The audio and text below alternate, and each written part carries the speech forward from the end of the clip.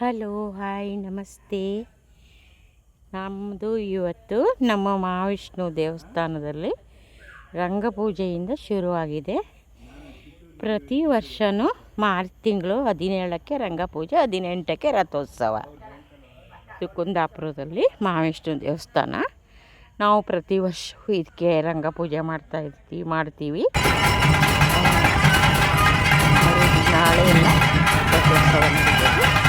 ಕೊನೆ ತನಕ ನೋಡಿ, ಎಲ್ಲಿ ಸ್ಕಿಪ್ ಮಾಡಬೇಡಿ ಫ್ರೆಂಡ್ಸ್.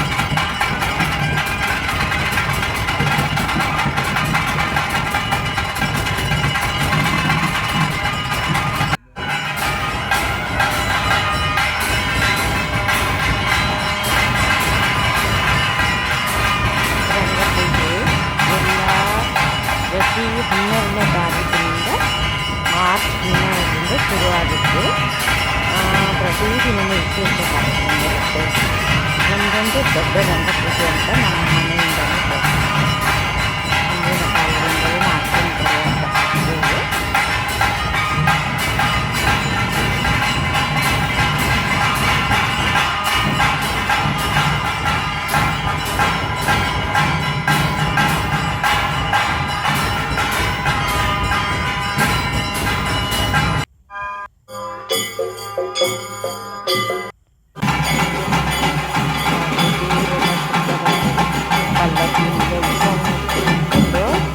ರಾತ್ರಿ ದೇವಸ್ಥಾನದಿಂದ 3-4 ಸುತ್ತು ಬರಬೇಕು.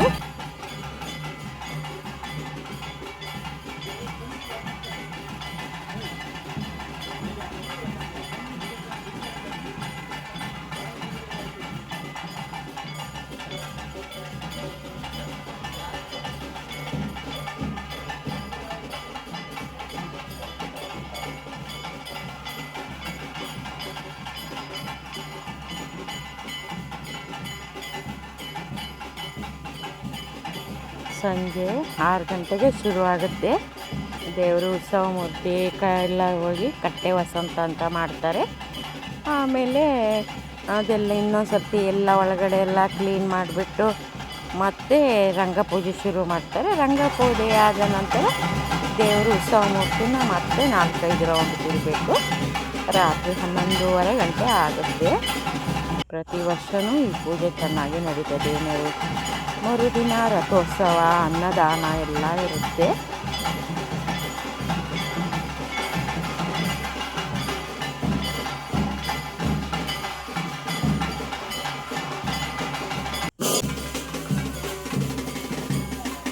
ಇವತ್ತು ಬೆಳಿಗ್ಗೆ ಈಗ ನಮ್ಮದು ದೇವರ ರಥೋತ್ಸವ ಶುರುವಾಗುತ್ತೆ.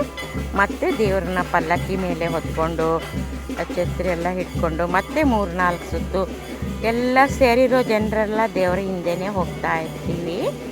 ಹಾಗೆ 3 ರೌಂಡ್ ಬಂದು ಆಮೇಲೆ ರಥ ಬೀದಿಯಲ್ಲಿ ಕೆಳಗಡೆ ಇಳಿತೀವಿ. ವೈಭವ ಇದು.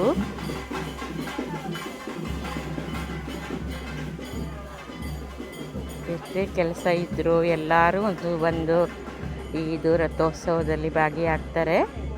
ನಾವು ಸಹ ವರ್ಷಕ್ಕೊಮ್ಮೆ ಹೋಗ್ತೀನಿ ನಾನು. ನೋಡಿ ಕಣ್ ತುಂಬಿಸ್ಕೊಳ್ಳಿ. ಹಾಗೆ ತಟ್ಟಿರಾಯ ಅಂತೀವಿ ನಾವು. ಇದು ಹಬ್ಬದ ದಿನ ಇವರು ಅಲಂಕಾರ ಮಾಡಿಬಿಟ್ಟು ಇದೆಲ್ಲ ಕುಣಿತಾರೆ. ರಥೋತ್ಸವ ದಿನವೂ ಚೆನ್ನಾಗಿರುತ್ತೆ. ನಮ್ಮ ದಕ್ಷಿಣ ಕನ್ನಡದಲ್ಲಿ ಎಲ್ಲ ರಥೋತ್ಸವದಲ್ಲಿ ಈ ತಟ್ಟಿರಾಯ ಅಂತ ಇರುತ್ತೆ ದೇವಸ್ಥಾನದ ಮುಂದೆ. ಅದು ಮರದಿಂದ ಮಾಡಿರ್ತಾರೆ. ಅದರೊಳಗಡೆ ಒಬ್ಬರು ಮನುಷ್ಯರು ಇರ್ತಾರೆ, ಅವರು ಕುಣಿತಾರೆ. ಅದನ್ನು ಬೊಂಬೆ ಥರ ಇರುತ್ತೆ.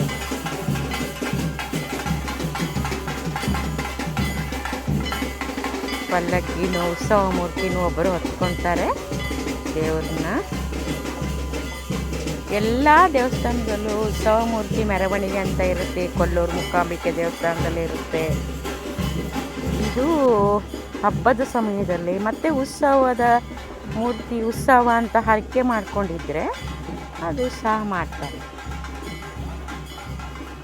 ಕೊಲ್ಲೂರಲ್ಲಿ ಒಬ್ಬೊಬ್ರದ್ದು ಹರಕೆ ಇದೆ, ಉತ್ಸವ ಮಾಡ್ತೀನಿ ಅಂತ ಹೇಳ್ಕೊತಾರಲ್ಲ, ಆವಾಗ ಅದು ನಡೀತದೆ.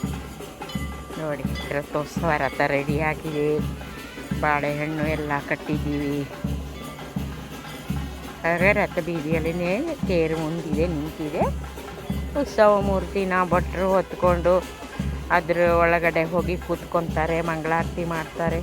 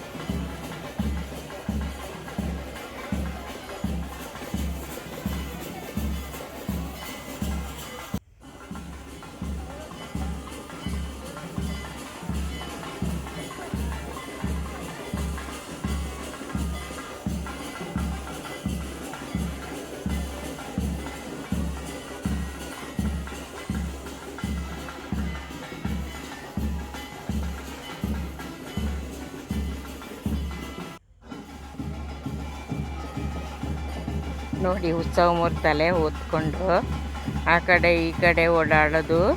ಹಾಗೆ ಹೋಗಿ ಓಡ್ತಾ ಹೋಗಿ ರಥದ ಒಳಗೆ ಕೂತ್ಕೊಂಡು ಬಿಡ್ತಾರೆ.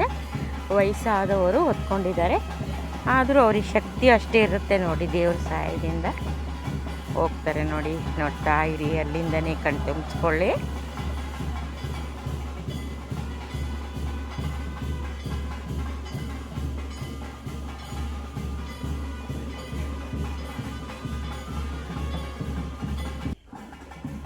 ಊರಿನ ಗಂಡಸರು ಎಲ್ಲ ರಥ ಹಿಡ್ಕೊತಾರೆ, ರಥದ ದಾರ ಹಿಡ್ಕೊಂಡು ಎಳಿತಾರೆ. ನಾವೆಲ್ಲ ನೋಡ್ತಾ ಇರ್ತೀವಿ.